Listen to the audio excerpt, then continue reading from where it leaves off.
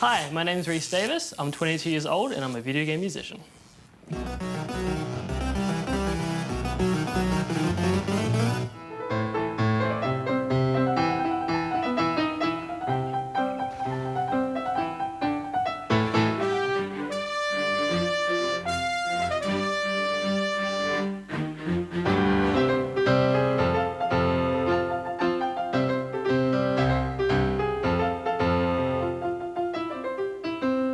So, Reece, you perform video game music and compose your own original pieces.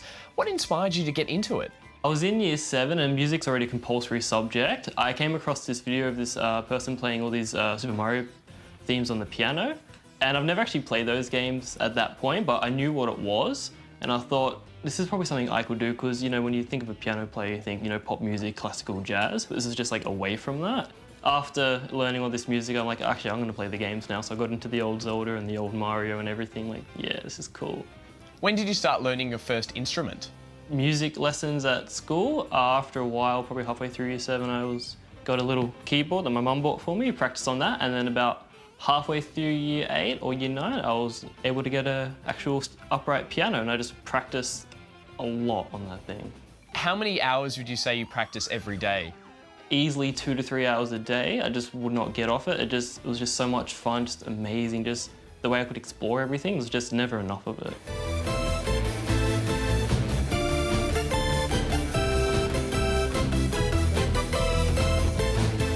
And what are some of your favourite video game themes? It would have to be some really old stuff. So probably the first Spyro the Dragon game, Crash Bandicoot 3 Warped, definitely Final Fantasy 7, probably Legend of Zelda, either Ocarina of Time or The Wind Waker.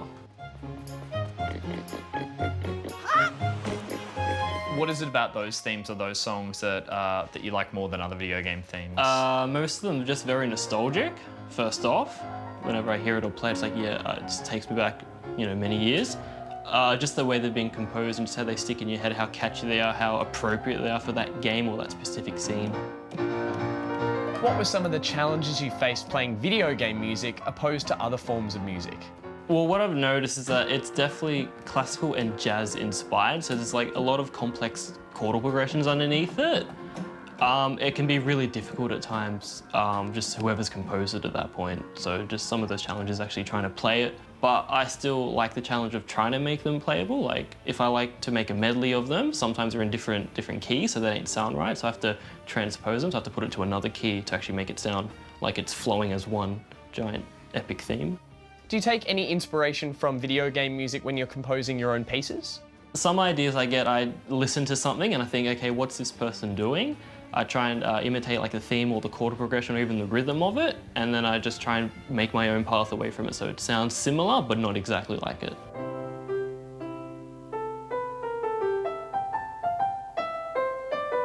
Are there any video game composers that you look up to?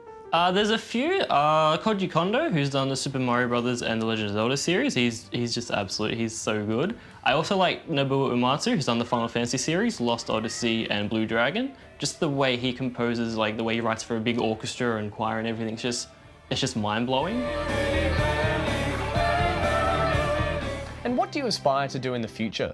Involving myself in music as much as possible, so composing for games, performing game music, arranging it, just showing everyone what I can do with it.